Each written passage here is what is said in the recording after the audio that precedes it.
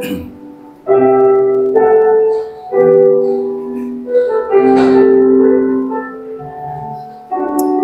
we worship Him. Oh, bless the Lord, oh my soul, oh my soul, worship His holy name. Sing like never before, and oh my soul, I worship Your holy name. The sun comes up, the sun comes up, it's a new day dawning. It's time to sing Your song again. Whatever may pass and whatever lies before me, let me be seen when the evening. Oh, bless the Lord, oh my soul. Bless the Lord, oh my soul. And oh my soul. And worship His holy name. Sing like never before. And oh my soul, I worship Your holy name. You're rich in love.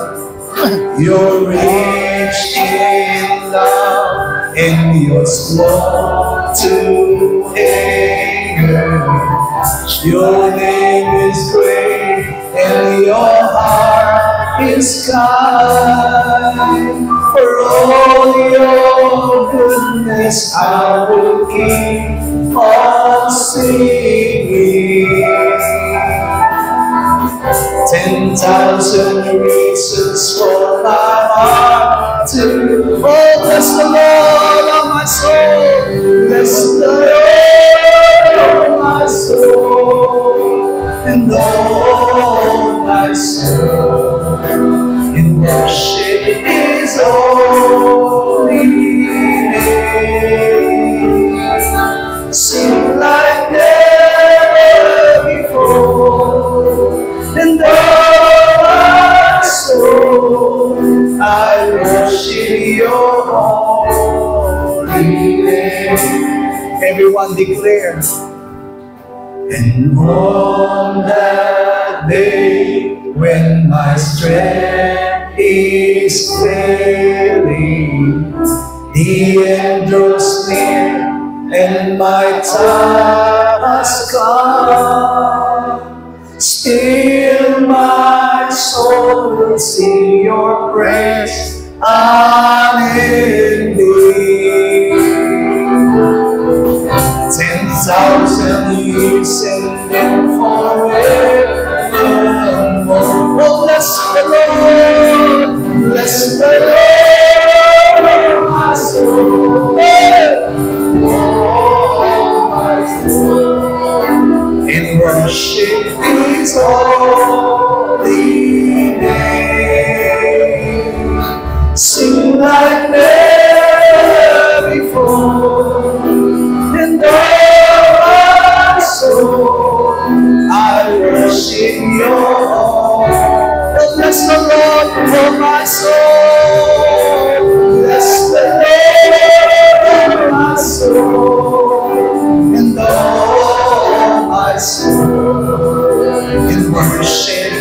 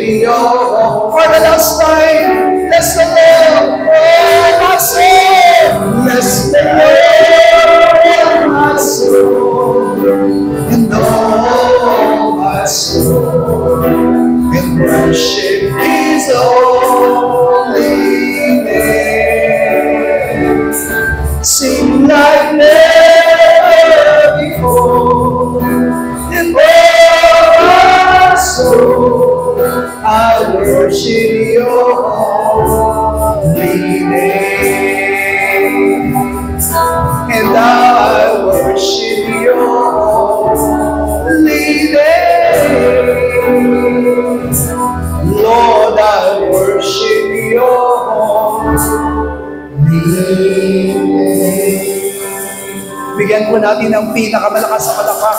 Ang ating Diyos po ay you may all be seated.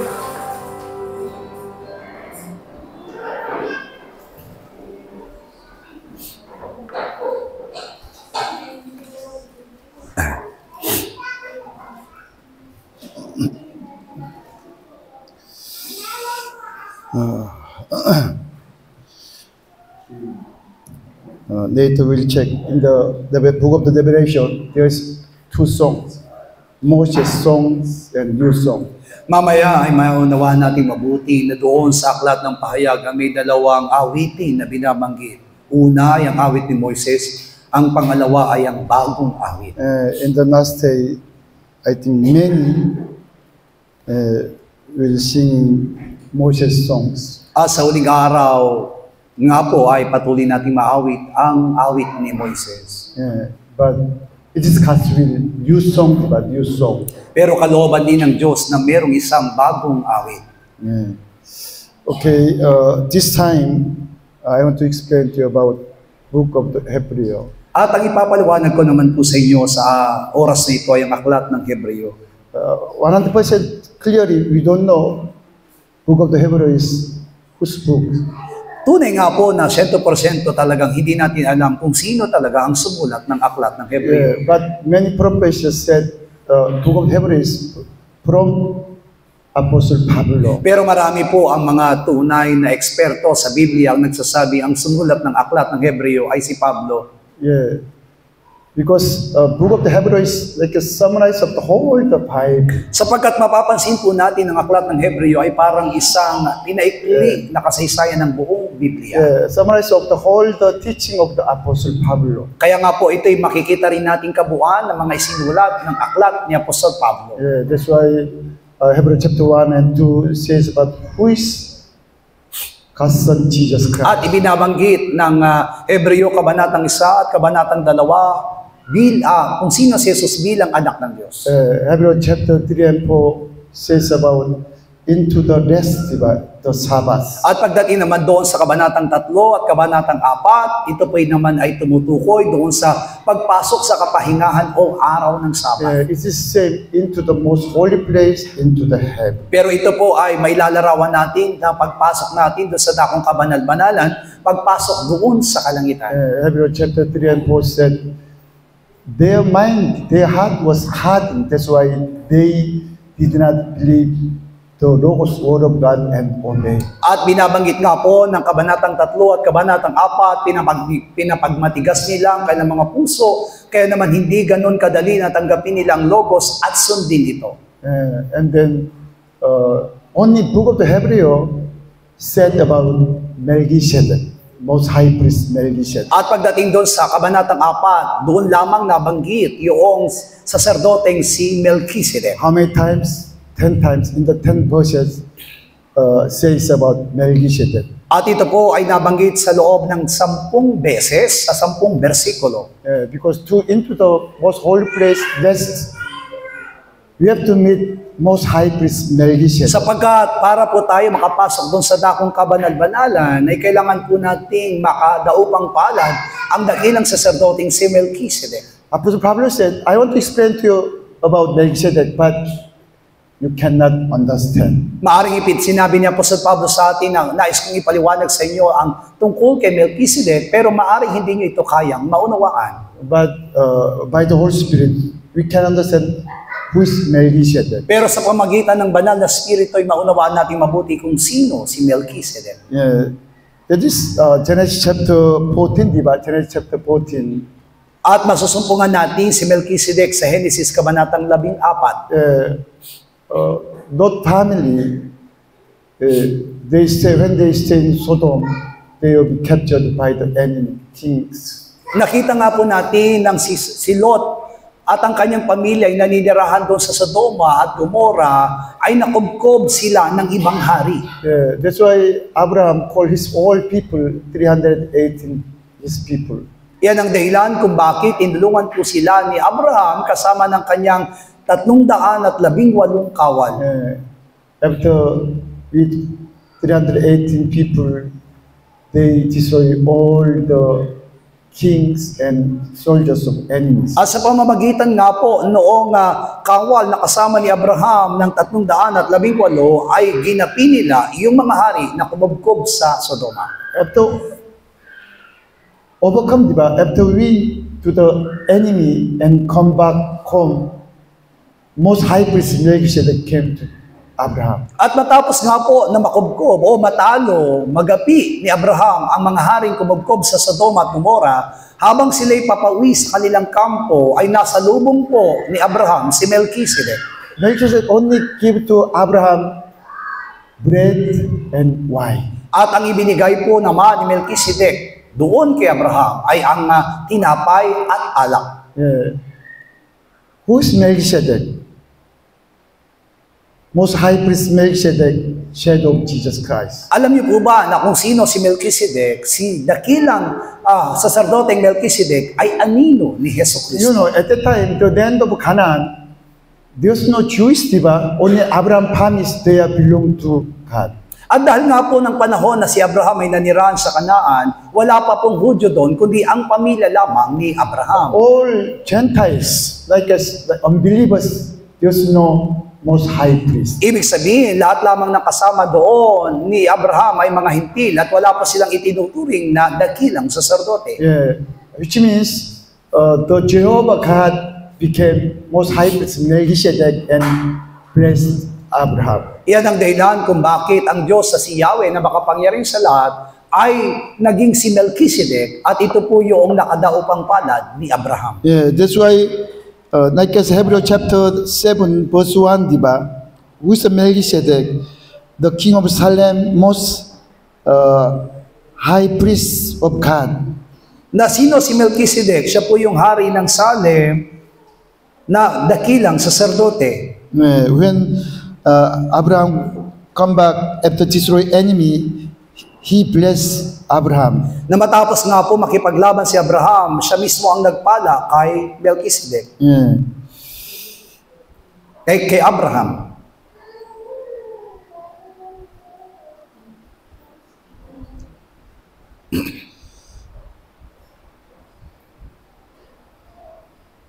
But Hebrew chapter 7 verse 3, how about who is Melchizedek? Pagdating naman doon sa Hebreo, kabanatang 7, talatang 3, sino si No Melchizedek? father, no mother, no genealogy, no start time, date, and no end of their life. Sinabi dito na si Melchizedek ay walang ama, walang ina, walang tandaan ng lahi, at walang pasimula ng araw at ni katapusan ng buhay man. Apostle Paul said, that's why he's like a God's son, Jesus Christ. Kaya nga po sinabi ni Apostol Pablo na siya pa yung naging katulad ng anak ng Diyos na si Jesus. Yeah. Abraham, he was first God's people that time. Si Abraham ang unang tinawag na bayan ng Diyos sa mga hintil. God called Abraham to the way of the Christ. Sapagkat si Abraham ay tinawag ng Diyos para maging daan ng Kristo. You know, that's why the Satan, evil spirit, also they, at that time, they couldn't know who is Abraham.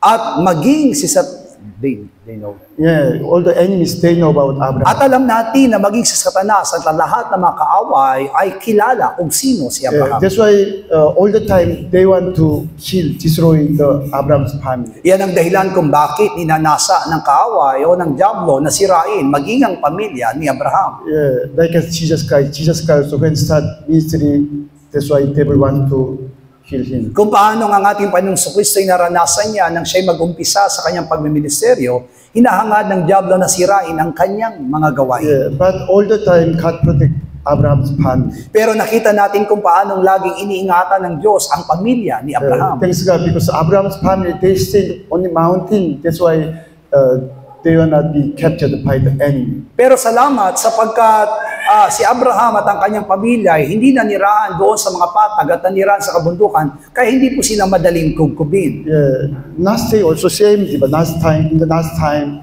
some our members, our brothers will be captured by the enemies. At alam niyo po ba na sa huling araw, karamihan din ng ating mga membro, karamihan din ng ating mga kamananampalataya ay maaring madakip ng kaaway. Yeah, this Lot family, they love the world. That's why they want to stay in the Sodom and Kung Gomorrah. paanong si Noe, ay si Lot at ang kanyang pamilya hinangad na mamuhay doon sa sanlibutan, kaya mas pinili nila yung syudad. Yeah, in the last day, also same later will check.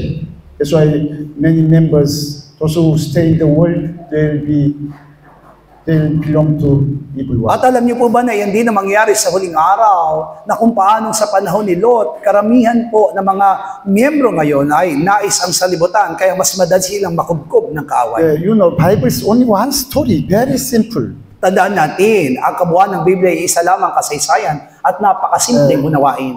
Already I told you, Moses' law, it was only temporary because not only one family, Israel people, so many families, so many members stay only one place. Katulad ng sinabi ko po nga sa inyo na yung kautusan ni Moises ay masasabi pong pansamantala lamang at hindi ito magpakailanman. Kaya naman sila po, ibinigay ito para sila'y manatili sa Diyos at hindi maghiwa-hiwalay. Yeah, because among the people, Hebrew people, many problems occur maybe every day. Sapagkat alam natin ang panahon yon sa buhay ng mga Hebreo ay maraming problema at suliranin na dumating sa kanilang buhay. Yeah, that's why God gave to them the law as a regulation of the body. Iyan ang dahilan kung bakit ibinigay ng Panginoon ng Diyos sa kanila ang kautusan upang maging batayan ng kanilang mga katawan. Yeah, but already you understand, but from Abraham until now, only God asking to us faith. Pero alam niyo po ba na mula sa panahon ni Abraham hanggang sa panahon ng kasalukuyan, ang tanging hinihingi lamang ng Diyos ay pananampalataya. From Abraham to now, only God want to give to us Christ Jesus. Kaya nga po magiging malinaw sa atin na mula sa panahon ni Abraham hanggang sa ating kapanahunan, ang tanging hinihingi ng Diyos ay ang ating pananampalataya kay Kristo Jesus. On just God first time called Abraham to the way of the Christ Jesus. Kaya nga po magiging maliwanag sa atin na tinawag si Abraham para maging daan ng Kristo. And then, if we understand the Abraham's life, we can understand also gospel of the cross and then Jesus Christ. At sa pamagitan ng pangunawa natin sa buhay ni Abraham, mas maunawaan natin yung mabuting balita ng krus at tungkol kay Kristo.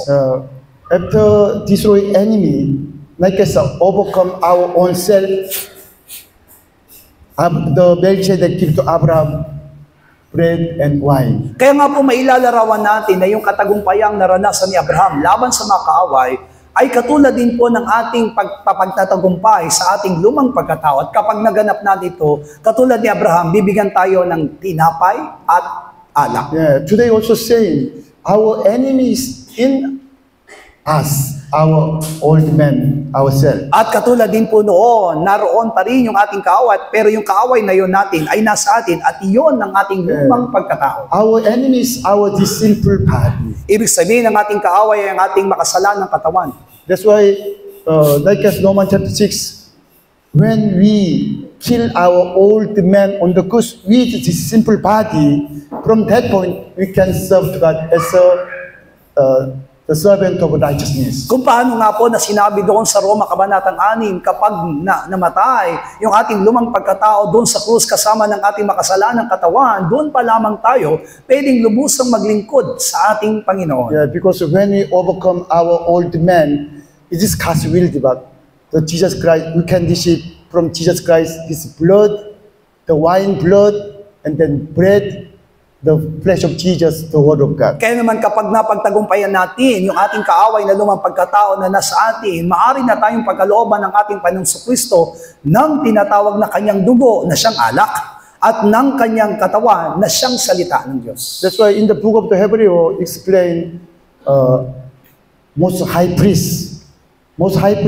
usually came from Leviticus. At kaya iyan ang dahilan kung bakit sa pamamagitan ng aklat ng Hebreo, ipinapaliwanag niya sa atin ang tungkol sa dakilang saserdote at sa lumang tipan, kapag sinabing dakilang saserdote, yan ay nanggagaling lamang sa lahi ni Levi. According to the law, the most high priest only came from the Aaron family, the Leviticus. At ayon sa kautusan, alam po natin, kapag sinabing saserdote o dakilang saserdote, isa lang ang pagmumulan ng lahi na yan. Iyan ay ang lahi ni Levi. It's the law, diba? But you are belong to the gospel. Iyon ang sinasabi ng kautusan, samantalang tayo'y nakapaloob o nasa ilalim ng mabuting balita. You are not Hebrew people, not Jews. We are new God's children. Hindi tayo Hebreo, hindi tayo Hudyo, pero tayo mga bagong anak ng Diyos. Yeah, that's why we need a new most high priest. Kaya naman nangangailangan tayo ng isang bagong dakilang saserdote. Apostle Pablo said, thanks God, because Jesus Christ, he was not Leviticus. He came from Judah family. At nagpapasalamat tayo sa Diyos sapagkat sinabi niya po sa Pablo na maging ating Panginoong Hesus hindi galing sa lahi ni Levi, kundi galing kay Juda. Apostle Pablo said,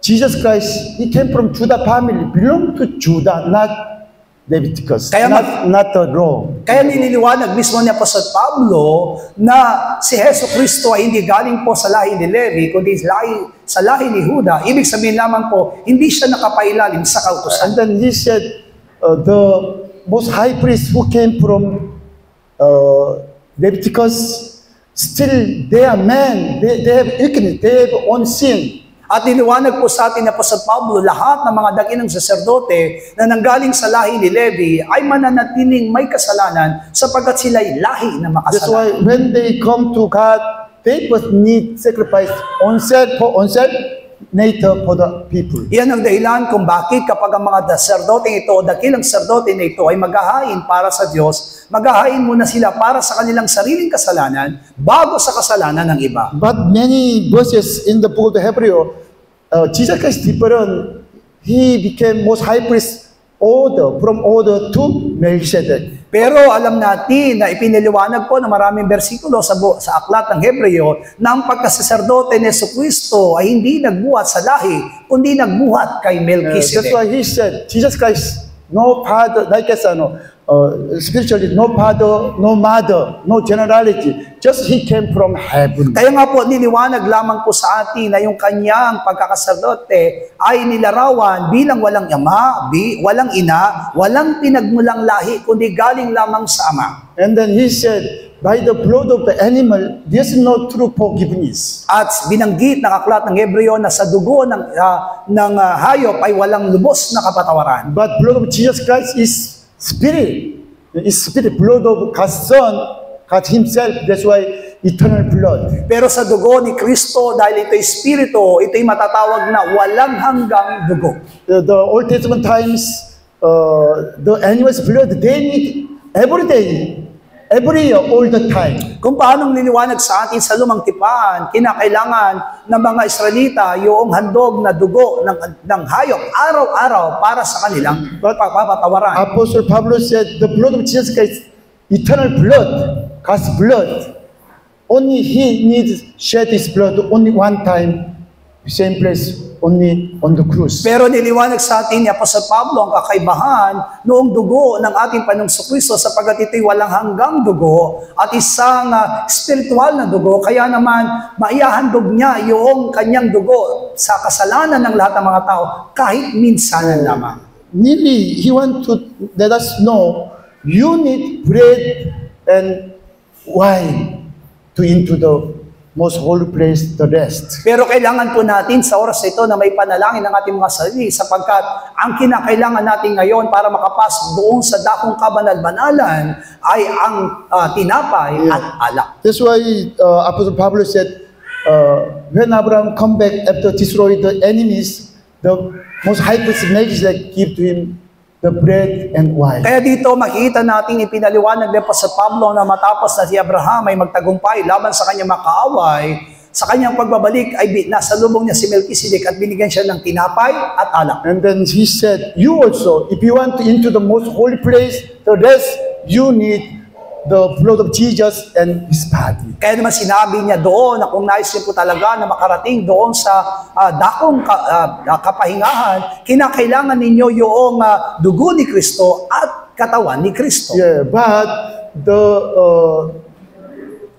he said the new covenant, but new covenant. At ito po yung tinuturing niyang bagong tipan. What's the new covenant? I put my spirit, the word of God, in your heart, in you, in you. Ano yung bagong tipan? Ilalagay ko sa inyo ang aking spirito na mananahan sa inyo. Yeah, because this word of God, spirit and life. Sapagkat itong salita ng Diyos ay spirito at buhay. Yeah, that's why you see Hebrew chapter 10, verse 19. Hebreo 19 and 20. 19 hanggang 20. Mga kapatid, yamang may kalayaan nga makapasok sa dakong banal sa pamamagitan ng dugo ni Jesus, sa pamamagitan ng daang bago at buhay na kanyang itinalaga sa atin, sa pamamagitan ng tabing sa makatuwid bagay ng kanyang katawan. Laman. Apostle Paul said, therefore, brethren, having boldness to into holiest by blood of Jesus. Mga kapatid, yamang may kalayaan nga makapasok sa dakong banal sa pamamagitan ng dugo ni Jesus. Yeah. Holy place, diba? Holy place. Only into the holy place, even the most holy place, we need blood of Jesus Christ. Naging maliwanag sa atin dito na para tayo makapasok sa dakong banal o maging sa dakong kabanal-banalan, ang kinakailangan natin ay dugo ni Jesus. Yeah. Why? We need blood of Jesus Christ and His flesh. Why? To into the most holy place, eternal rest. Bakit? Sapagkat kinakailangan natin sa ang dugo ni Kristo at ang katawan ni Kristo upang tayo makapasok sa dakong kabanal-banalan. Already we believe only by the blood of Jesus Christ we can be justified, become righteous one. Ito'y para sa ating walang hanggang kapahingahan, kaya naman kinakailangan natin na para tayo maging matuwid, kinakailangan natin ang dugo ni Kristo. Also verse 20, diba? By a new and living way which is consecrate us for us through the veil that is His flesh. At sa pamagitan ng daang bago at buhay na kanyang tinalaga sa atin, sa pamagitan ng tabing, sa makatuwid bagay sa kanyang laman. Yeah, the body of Christ became new and living way to the most holy Ibig place. sabihin, yung pong kanyang katawan ang naging daan ng bago at buhay upang makapasok doon sa dakong kabanal-banalan. Yeah, like as Mark chapter 15:38, diba? When Jesus died on the cross, the curtain become two from up to down. Mula doon sa Marcos, kabanatang 15, talatang 38, nang mamatay ang ating Panginoong Jesus doon sa krus, yung kurtinang naghahati sa templo ng dakong banal at dakong kabanal-banalan ay nahati sa dalawa. Yeah, this curtain, diba? That's why people, they cannot into the most holy place. At dahil nga po doon sa tabing na yon, yung mga tao hindi makatawid doon sa dakong Yeah, kabanal-banalan. because the most holy place, that is like as house, really holy place. Sapagkat may tuturing natin na yung dakong kabanal-banalang yon ay bahay ng Diyos at napakabanal na lugar. But I surprised because verse 20 said, diba, this veil between most holy place, but that is His flesh, body of Christ. Pero ikinagulat ko nga po na yung pong tabing pala na iyon na naghahati sa dakong banal at dakong kabanal-banalan ay tinuturing dito sa versikulo 20 na ito'y ang kanyang laman. You see, like as the word was cut. It's true, diba? The word was cut. Kapag naririnig po natin o nababasa natin ang salita ay Diyos, iyon ay katotohanan.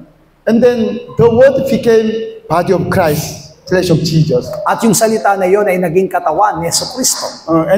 Which means the flesh of Jesus Christ is the word of God. Kaya nga po masasabi natin na yung laman ng ating Panginoong Jesucristo ay ang salita ng Diyos. Same way, Apostle Pablo said, the veil between most holy place, the veil, that is the flesh of Jesus. Kaya nga po, makikita po natin ang katotohanan ng sinasabi dito na yung naghahating tabing mula doon sa dakong banal at dakong kabanal-banalan ay ang katawan ni Kristo. People, I did so much, but there's no mind. But one just didn't pass.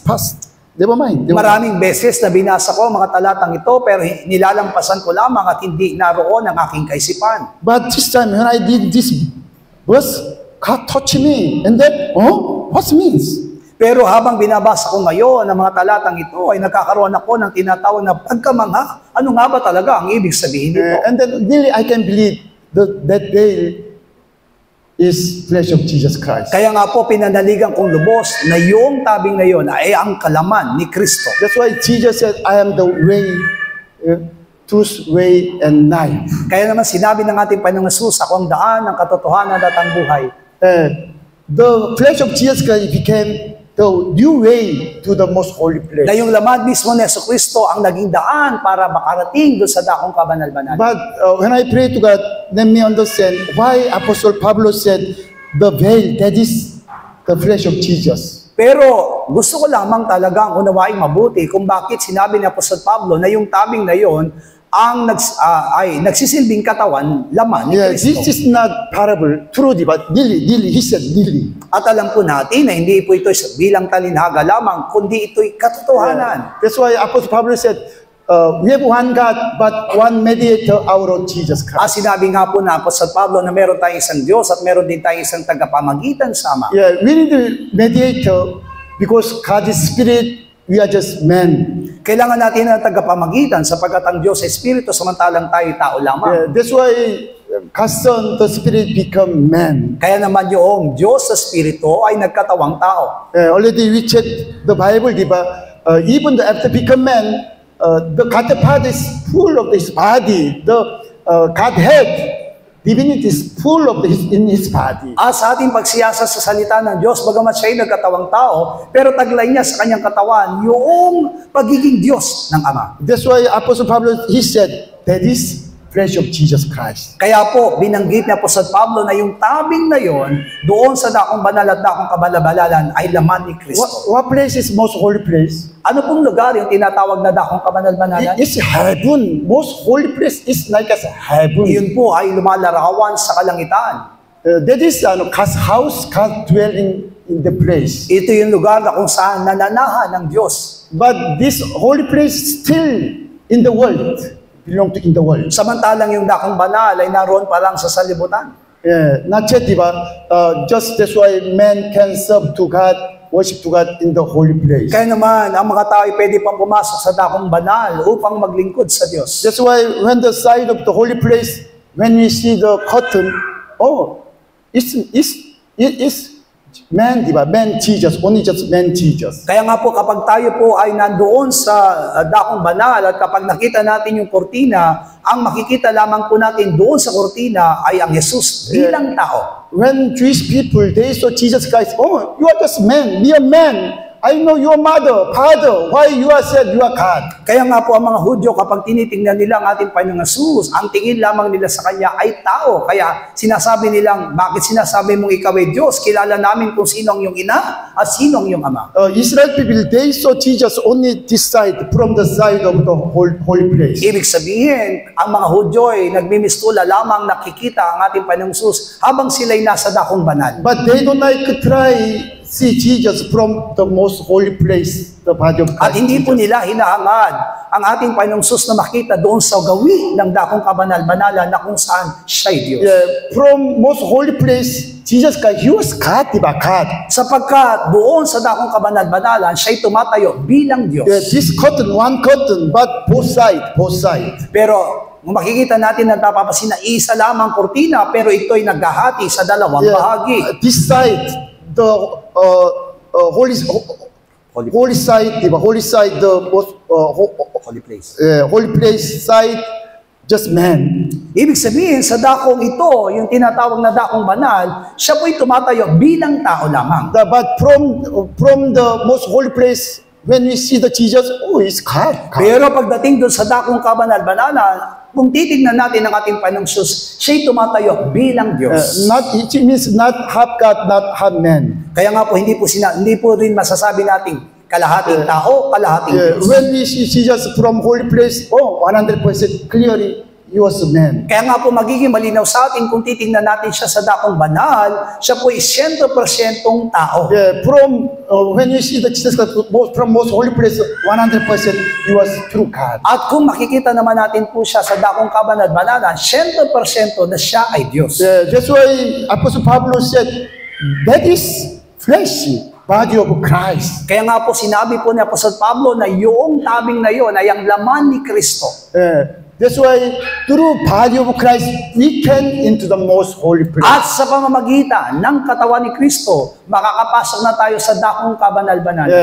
The most holy place, like a paradise heaven, Kaya nga po yung dakong banal-banal na yon ay lumalarawan sa paraiso o kalangitan. only holy men who sanctified by the word of God, they can into the most holy At ang place. tanging makakapasok lamang na tao sa dakong kabanal-banalan ay yung mga binalal sa pamamagitan ng katawan ni Kristo, ng salita ng Diyos. Even though you are still here, but if you have through body of Christ, the Logos, we are in the God's tabernacle, the most holy Kaya place. nga po sa kabila na narito tayo sa sanlibutan, kung tinaglay po natin yung katawan ni Kristo o yung logos o ang salita ng Diyos, tayo po ay nakapasok na doon sa dakong kabanal-banalan ng tabernakulo. That's why Jesus said, do not say the God's kingdom of God is over there, over other.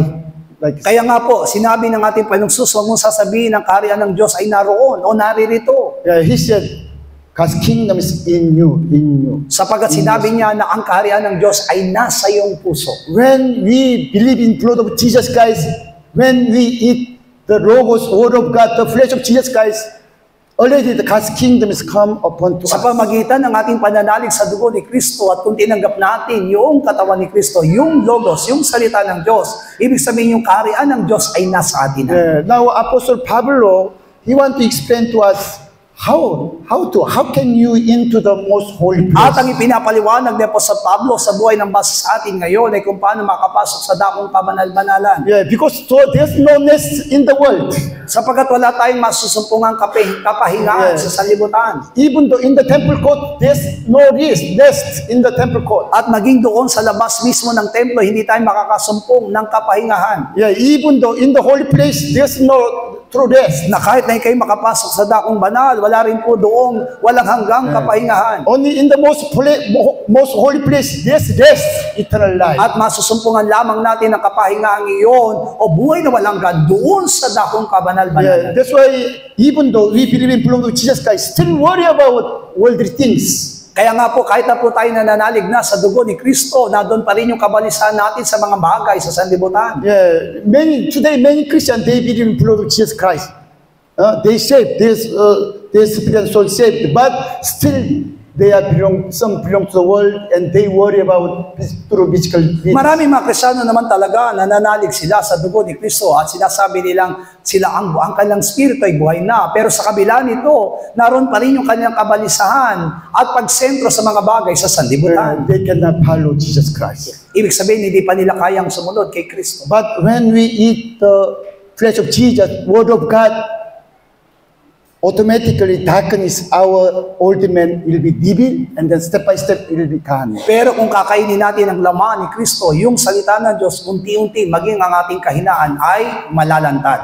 And then when the truth word of God, flesh of Jesus live in us, already we are in God's kingdom. At sa pananahan po noong salita ng Diyos, nung katotohanan sa atin, tunay ng mahayag sa atin ay si Yesu Kristo. Hallelujah. Amen. Hebrews chapter 10, 16 to 20. Hebreo 10, 16 hanggang 20. Ito ang tipang gagawin ko sa kanila pagkatapos ng mga araw na iyon. Sabi ng Panginoon, ilalagay ko ang aking mga kautusan sa kanilang puso at isusulat ko rin naman sa kanilang pag-iisip. At ang kanilang mga kasalanan at ang kanilang mga kasamahan ay hindi ko na aalahalahanin pa. At kung saan may kapatawaran ng mga ito, ay wala nang pag-handog na patungkol pa sa kasalanan. Mga kapatid, yamang may kalayaan ngang makapasok sa dakong banal sa pamamagitan ng dugo ni Jesus, sa pamamagitan ng daang bago at buhay na kanyang itinalaga sa atin, sa pamamagitan ng tabig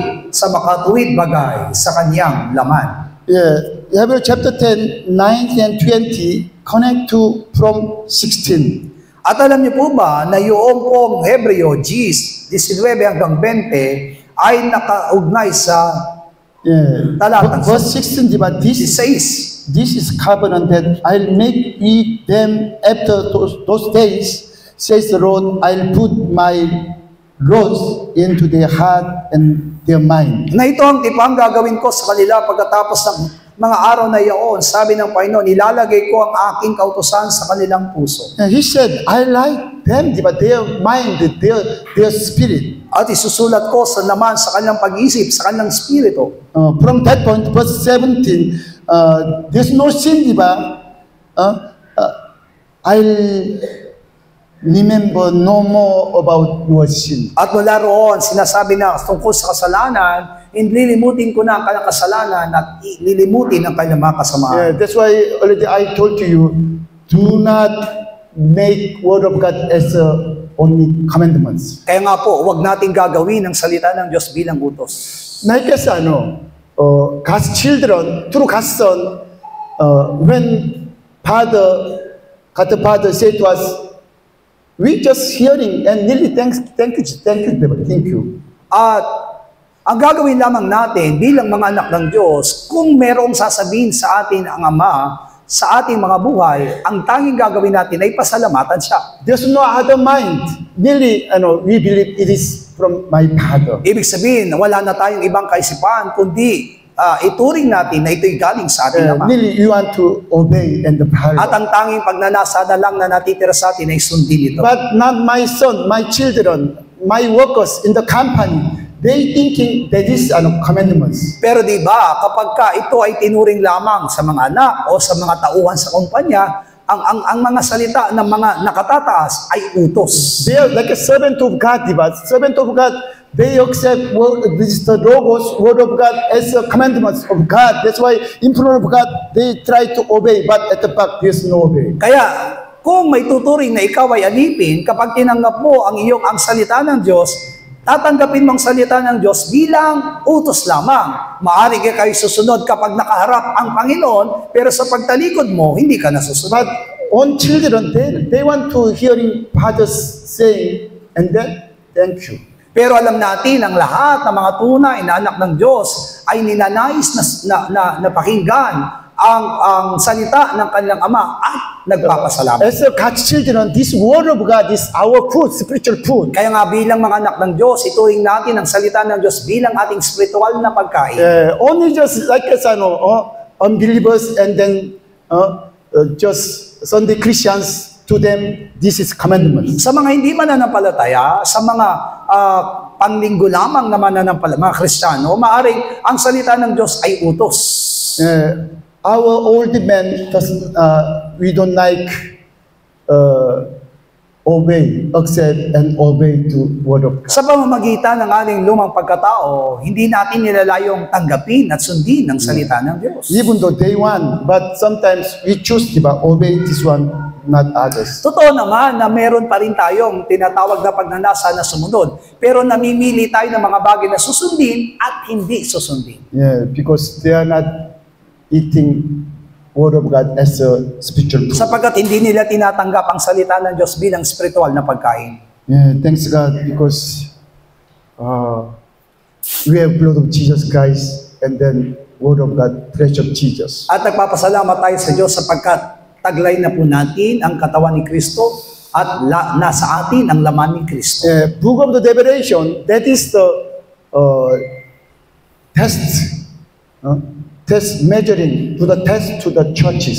Ang aklat ng pahayaga isang pagsusulit upang suriin kung ano na po yung kakayanan ng iglesia. This book of the Revelation not says unbelievers. Sapagkat ang aklat ng pahayaga hindi po may tuturing na para sa mga hindi mananampalataya. That's why God said, you try to hearing the voice of the Holy Spirit. Kaya naman sinabi doon na pakinggan ninyo ang tinig ng banal na Espiritu. Jesus said, I stand at your door and then knock. Please open. If you open, I'll go in with you. I'll eat with you. Sinabi ng ating Panginoong Jesus, ako'y tatayo sa harap ng iyong pintuan at kumakatok at ang sino mang magbubukas, ako'y papasok at kakain kasama niya. Yeah, which means Jesus Christ not in them, already outside. Ibig sabihin, si Jesucristo hindi na nananahan sa kanila, kundi nasa labas na po nila. But if His words, His flesh abide in us, already Jesus is in us. Pero tandaan natin, kung nananatili sa atin ang kanyang salita at nananatili tayo sa kanyang salita, siya'y nananahan sa atin. Every day we are eating with Jesus Christ. Ibig sabihin, kasama natin kumakain si Jesucristo. That's why we have to make it through body of Christ in this last time. Yan ang dahilan kung bakit sa huling araw na ito'y kailangan tayong gumawa ng isang bagong katawan. Yes, Revelation chapter 11, Pahayag 11. from 1, let's see. Yeah, last time, God will measure the temple of God from the altar and those who worship there.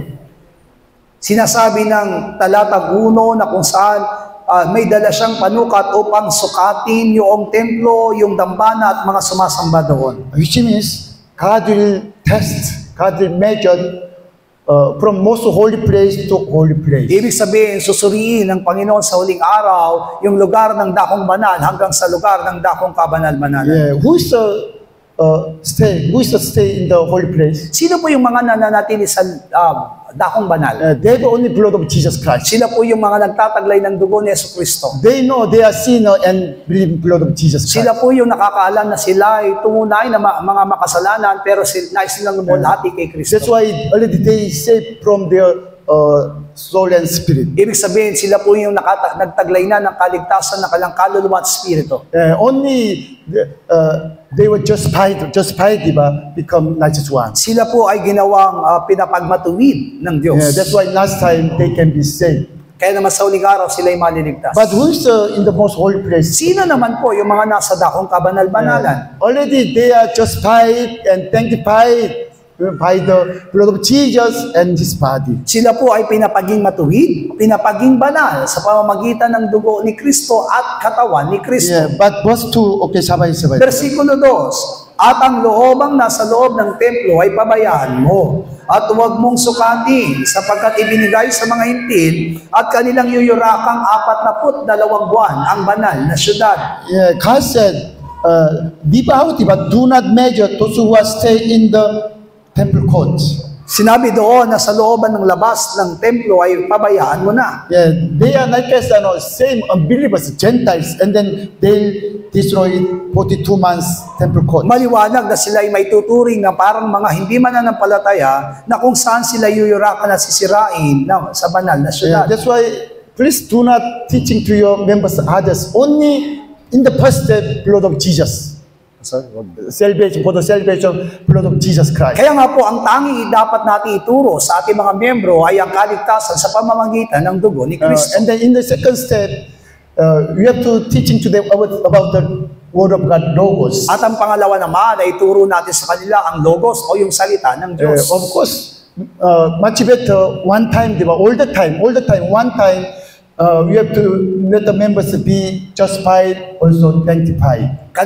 Pero mas maganda kung may paliwanag at may turo natin sa kanila na minsanan lamang na ang mga membro ay kailangang hindi lamang papaging matuwid, kundi banalin. Yeah, because some members already they are justified. They need different Word of God about the sanctification. Sapagkat maraming mga membro po na tunay na po na pinapaging matuwid, pero may mga membro pong kailangan pong banalin. Kaya kailangan nilang ibang salita ng Diyos. You check your members. Here's your members. Temple court, holy place, most holy place. You check. Kaya nga po, suriin natin ang ating mga membro sa loob ng iglesia. Sila ba'y nasa labas, nasa dakong banal, o nasa dakong kabanal-banalan na? If your members in the temple court, nearly let them accept the Word of God and come to the holy place. Kaya kung mapapansin natin ang ating mga membro ay nasa dakong labas pa lamang, hayaan po natin na sila tumanggap ng salita ng Diyos at maipasok sila sa dakong banal. And then Revelation chapter 11 verse 3, God will send two witnesses. At doon sa talatang 3 ay binabanggit yung dalawang saksi. Yeah, two witnesses, not only two men, maybe many. Last time, God will call many two witnesses. Pero bagamat sinabi dito ang dalawang saksi, hindi po ito may tuturing na dalawa lamang, kundi marami. Yeah, please you understand Israel people's salvation. Unawain natin mabuti yung naging kaligtasan ng mga Israelita. Israel people, they saved from Egypt by the blood of the young man. Na mga salita ay nailigtas mula sa Ehipto sa pamagitan ng dugo ng kordero. It is salvation, di ba? Salvation. Yun po ay may tuturing na kaligtasan.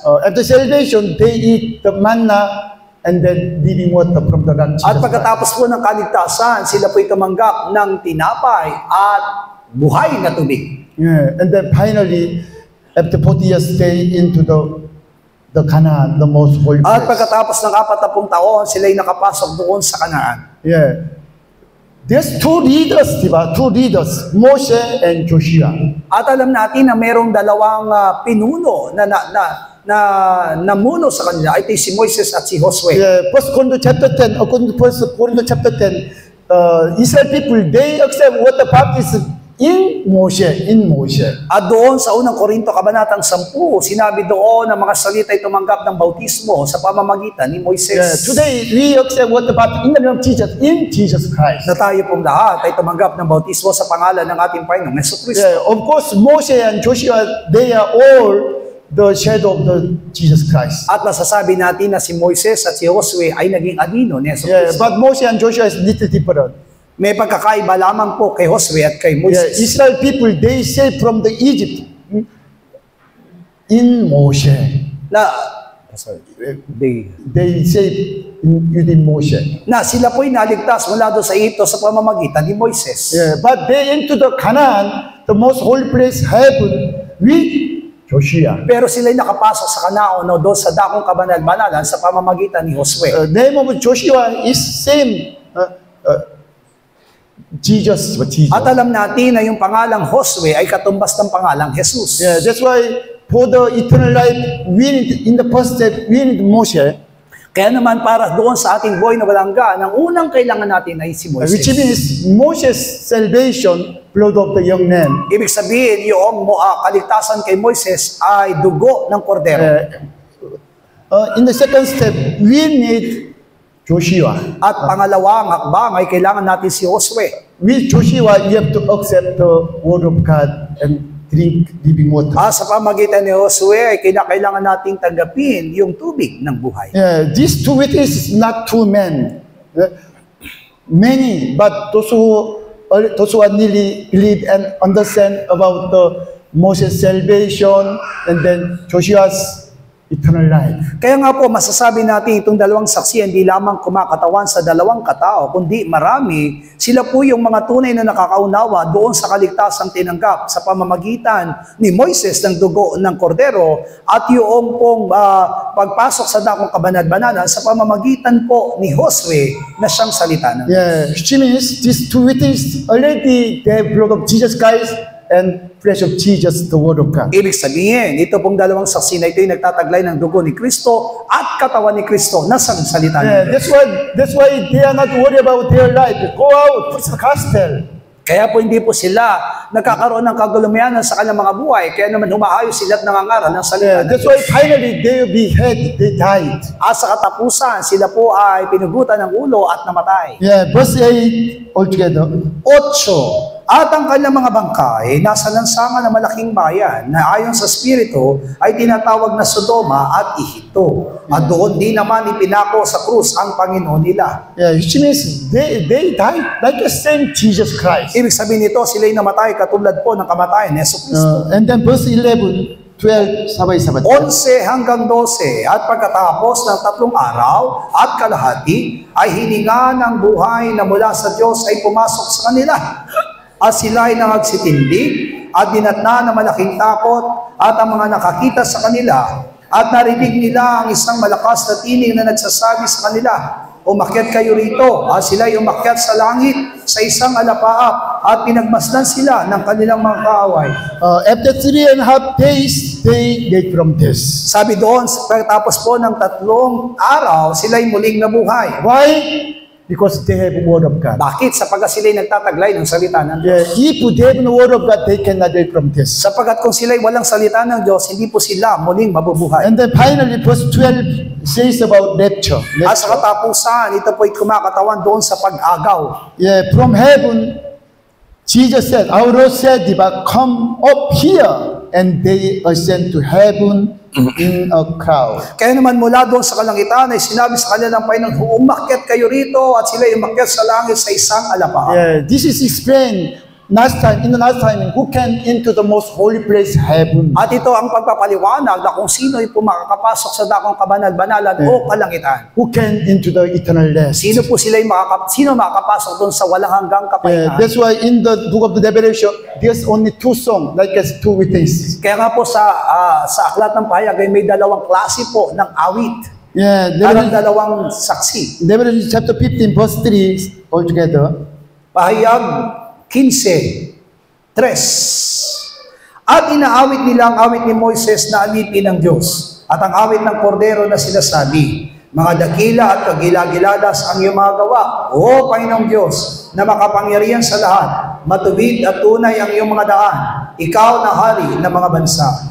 What is Moses' song? When Israel people came up Egypt and then in the Dead Sea, enemy all died. When they say they sing, well, they sing to God. Ano yung awit ni Moises? Ito po yung kung saan sila'y nakalabas mula sa Ehipto at tumawid doon sa dagat na pula at pagkatapos po noon sila'y nakalika ng isang awit. We just sing of the salvation. Ibig sabihin dito po ay awit ng Oh, kaligtasan. Jehovah God, you are my Savior. Thank you, your salvation. Na ikaw ay Diyos na Jehovah na kung saan ikaw ang nagligtas at ikaw ang aming kaligtasan. Thank you, Jesus. You gave to us your blood.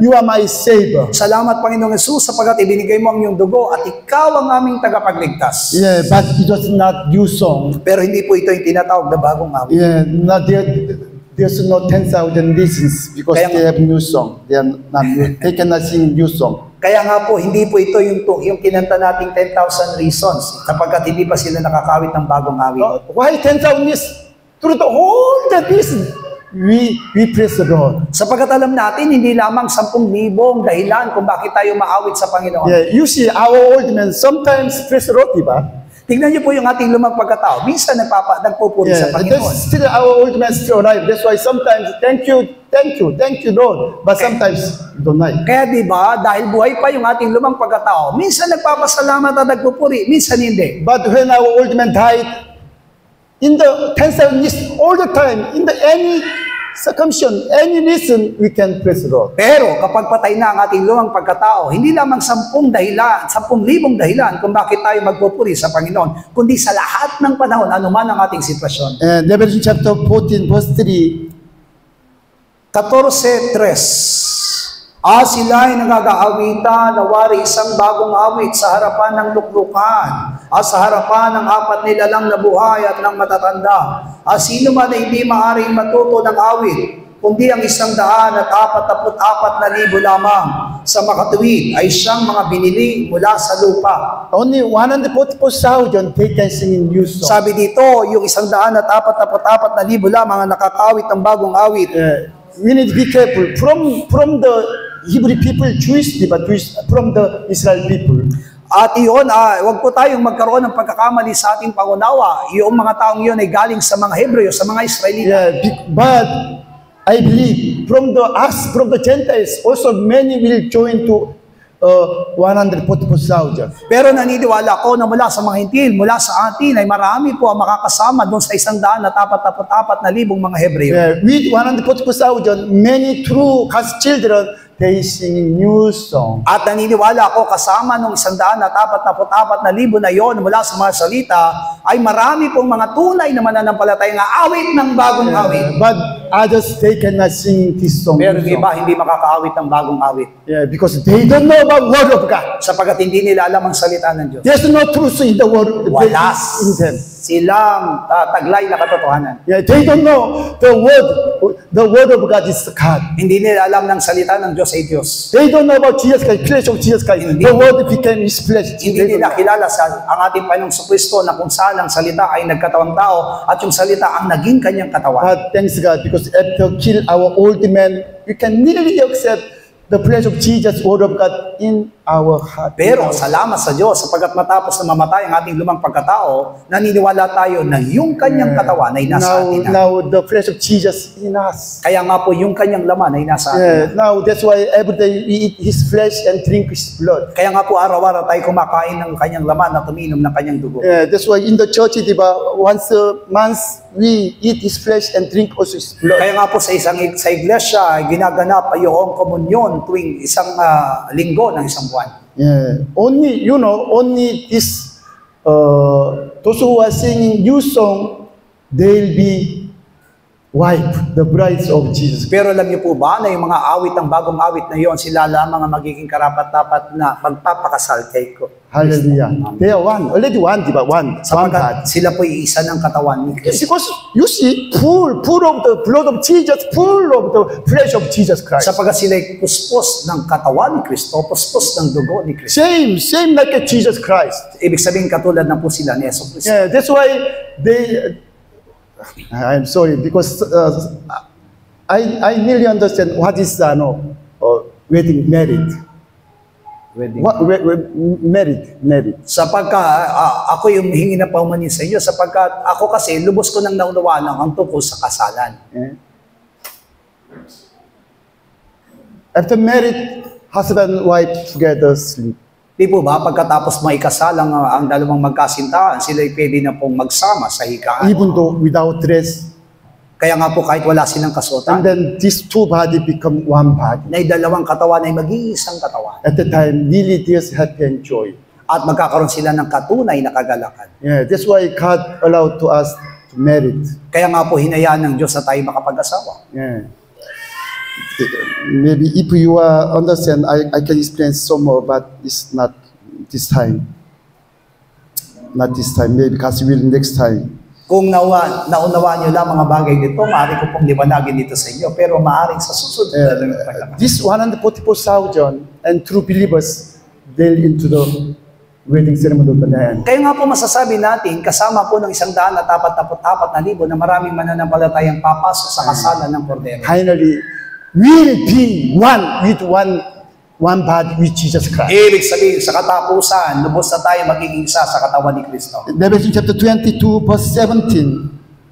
Pahayag 22:17.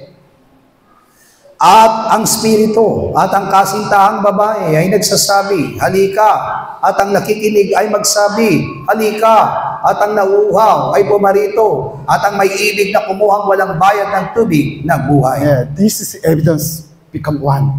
Ibig sabihin, ito po yung katunayan na sila'y naging isa. Already the head of the church, Jesus, and his body become one. Ibig sabihin, yung ulo at yung mismong katawan ay naging isa.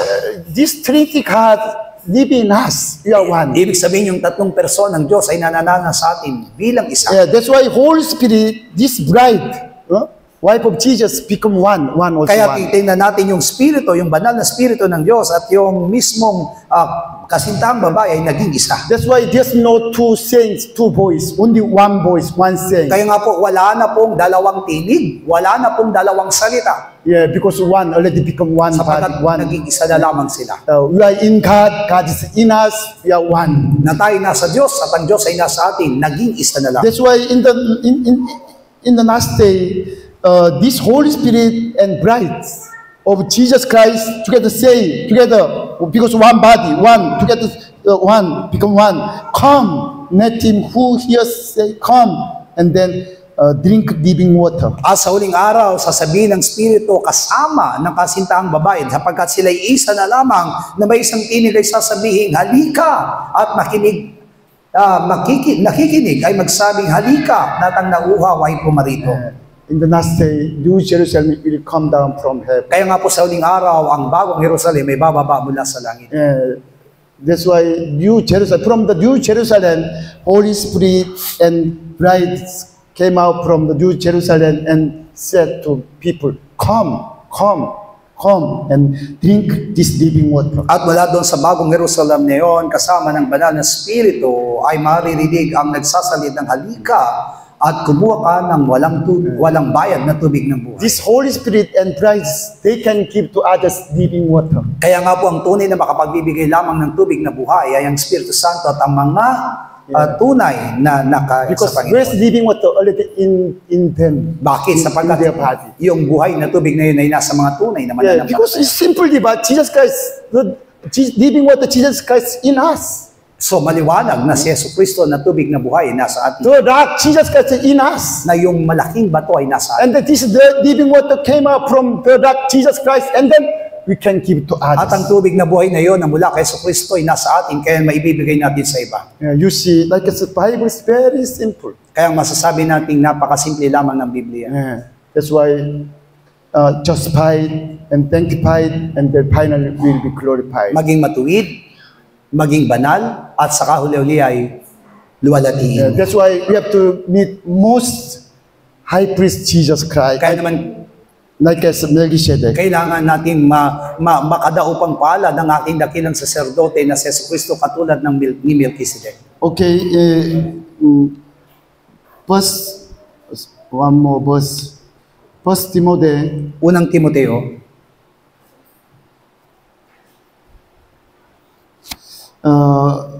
chapter 1, verse 23 hanggang 25. 23 hanggang 25 ng Pastor? Yeah, chapter 1, verse 23 Unang hanggang Timoteo, Pastor? 25. Unang Timoteo, Pastor? Yeah, First Timothy. Second maybe. First Timothy. First Timothy chapter 1, Pastor? No, sorry. First Peter. Unang Pedro.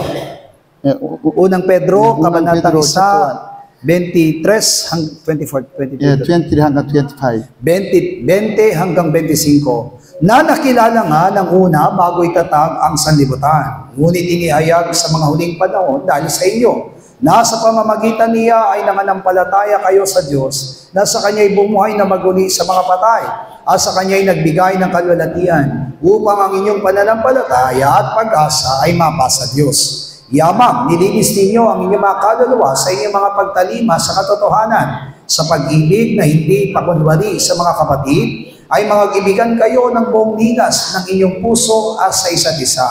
Yamang ipinanganak kayong muli, hindi sa binhing nasisira, kundi sa walang kasiraan, sa pamamagitan ng salita ng Diyos na nabubuhay at namamalagi. Sapagkat ang lahat ng laman ay gaya ng damo, at ang lahat ng kanyang karangalan ay gaya ng bulaklak ng damo. Ang damo'y natutuyo at ang bulaklak ay nalalanta. Datapwat ang salita ng Panginoon ay namamalagi magpakailanman. At ito ang salita ng mabuting balita na ipinangangaral sa inyo. We have born again by the truth word of God. Na tayo ipinanganak na muli sa pamagitan ng katotohanan ng salita ng Diyos. Chapter 2, verse 9. 2:9 ng unang Pedro. Datapwat kayo isang lahing hirang, isang makaharing pagkasaserdote, basang banal, bayang pag-aaring sarili ng Diyos, upang inyong ipahayag ang parangalan niyong tumawag sa inyo mula sa kadiliman hanggang sa kanyang kagilagilalas na kaliwanagan. Yeah. After being born again by the word of God, and then we became already priest. Sinabi doon na matapos tayo panganak na muli sa pamagitan ng katotohanan, Hallelujah. tayo pwede na maging saserdote. Yeah, hallelujah. Amen. Yeah, that's why we can into the beautiful life, eternal rest. Kaya naman pwede na tayong pumasok doon sa walang hanggang buhay, doon sa walang hanggang kapahingahan. Yeah, all the time we need blood of Jesus and flesh of Jesus. Kaya naman kinakailangan natin lagi ang katawan ni Kristo at dugo ni Kristo. Yeah, that's why in this time, let's try remembrance of the blood of Jesus and His flesh. Kaya sa oras ito, iaalalahanin natin ang katawan ni Kristo at dugo ni Kristo. Yeah, because we are one body. Sapagkat isa lamang tayong katawan. If you really understand this Bible verses, Word of God, we are one body. At kung naunawaan natin yung mga bersikulong ating binasa, isa lamang tayong katawan. Yeah, as a one body, let's try remembrance of the death of Jesus Christ. At bilang isang katawan ni Kristo, alalahanin natin ang kamatayan We through faith, na may pananampalataya. let's try to drink blood of Jesus and His flesh. Na iinom tayo ng dugo ni Kristo at kakain ng katawan ni Kristo. Yeah, this is bread and then just wine. But by your faith, when you eat and drink, by your faith, already Jesus Christ. Maring ito'y tinapay lamang at ala. Pero sa ating pananampalataya, isipin natin na ito'y katawan ni Kristo at dugo ni Kristo. Yeah, let's all stand. Tayo pong please. lahat ay tumayo sa oras nito. Okay. Pastor Man, you will pray for our Lord's Supper. Pastor, pray. Dakilang Diyos, hayaan mo, Panginoon, alalahanin namin kung paano ibinigay mo sa amin ang iyong katawan. Ibinigay mo sa amin ang iyong dugo. Panginoon, hayaan mo na sa pag-alala namin ito, maging lubos ang aming pananampalataya, maging lubos ang aming papagsalamat, sapagat nang dahil sa iyong katawan at dugo, nagkaroon kami ng kaligtasan at nagkaroon kami ng bahagi sa iyong kalangitan. Hayaan mo, Panginoon, na lagi namin itong lubos sa pasalamatan at ikaw ang tunay naming madakila at lubos na mapapurihan sa aming buhay. Salamat po sa pangalan ni Jesus. Amen.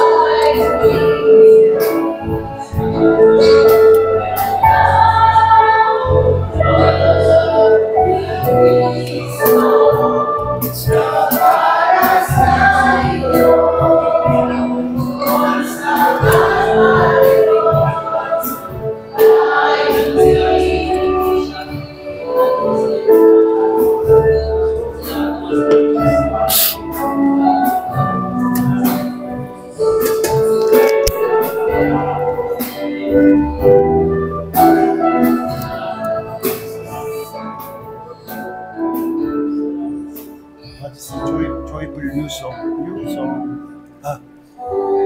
Sing unto the Lord a new song. Hallelujah. Praise the Lord.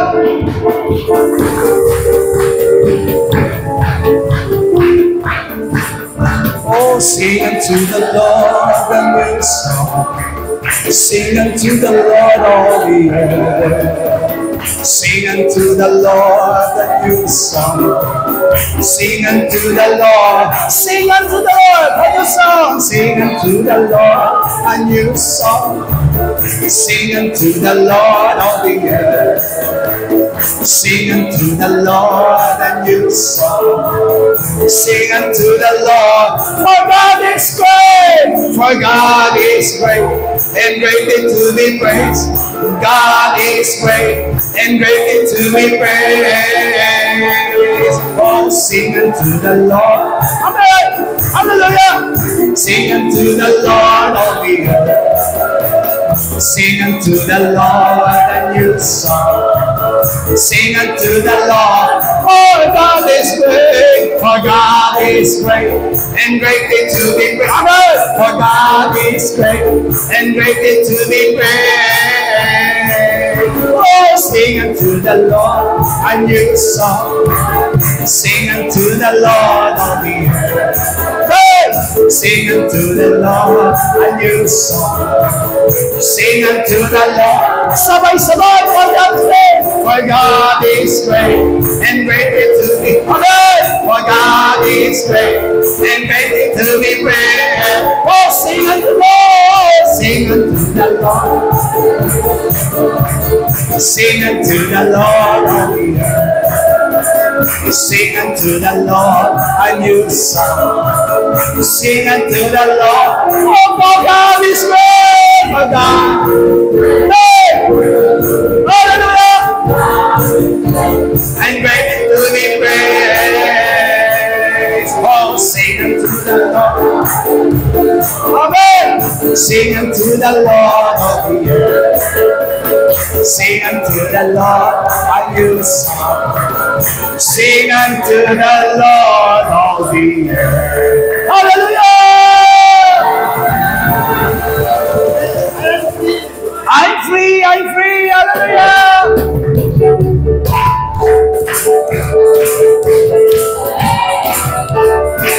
And I'm free, I'm free, I'm free to be the servant of the Lord. I'm free, I'm free, I'm free to be the servant. He taught me how to praise Him. He taught me how to praise Him. He taught me how to sing a song. He taught me how to love. Hallelujah! I'm free to be the servant of the Lord. Hallelujah! I'm free. I'm free. I'm free to be the servant of the Lord. I'm free. I'm free. I'm free to be the servant of the Lord. He taught me how to praise Him. He taught me how to sing a song. Natin na natin yung mga kagaling natin. Love. Hallelujah! Love. I'm free to be the servant. I'm free. I'm free. I'm free. I'm free to be the servant of the Lord. I'm free. I'm free. I'm free to be the servant of the Lord. He taught me how to praise Him. He taught me how to sing a song. To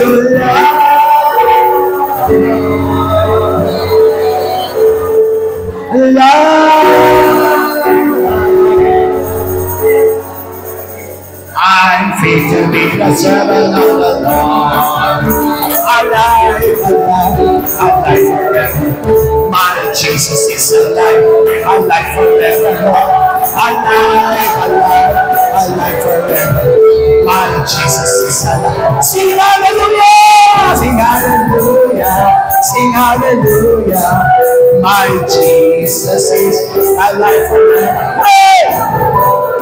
Sing hallelujah, my Jesus is alive, alive, alive, alive, alive forevermore. My Jesus is alive, alive forevermore. Alive, alive, alive forever. My Jesus is alive. Sing hallelujah, sing hallelujah, sing hallelujah.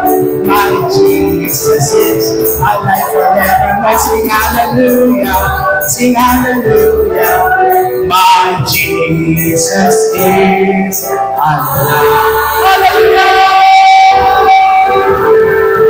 Praise the Lord! Amen. Hallelujah.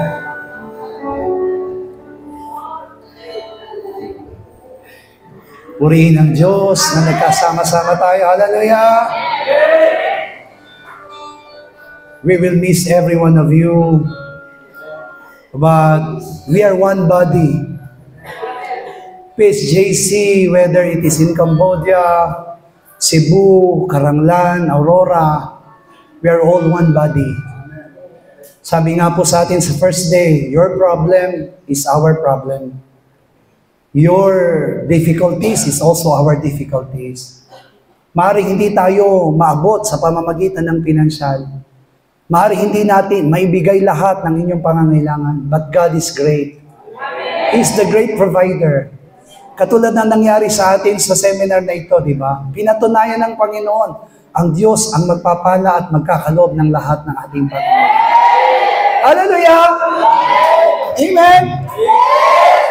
Ngayon po, sabi dito, i-award namin Certificate of Appreciation para sa ating pong head pastor sapagkat nakita natin kung paano gusto niya na tayo lumago sa ating pananampalataya. In sincere appreciation of our service, sabi niya dito, your for inspiring message, dedication, and faithful teaching during the 3-day Pastors and Workers Seminar, your committing to sharing the Word of God and equipping His servants has profoundly impacted the lives of participants and strengthened the ministry of for His glory. Palakpakan natin ang Panginoon para sa buhay ni Pastor John. Amen! Hallelujah! Ganun din po. Ngayon po, iaabot ni Pastor John sa ating mga pastors. We call on Pastor Norman Tambalke of Cebu Holy Joy Church. Hallelujah! Yan po. Congratulations, Pastor. Hallelujah. Next po, wag muna kayo maalis dyan. Pastor Oliver Morales. Hallelujah. Of Bunga, Karanglan, and General Luna. Amen. Next ay Pastor Arcel Florentino ng Putlan at Tabtabaco Holy Joy Church. Lastly will be Pastor Aloyda, amen, of Janet and Dimawit. Hallelujah. Dito po tayo, magpapapicture muna po tayo. Ay, sa akin pala to. Meron pala ako, kala ko wala eh. Thank you po, Pastor. Papapicture muna po yung mga pastors ng Philippine Holy Joy. Tatanggalin natin to. Pastor. Hallelujah.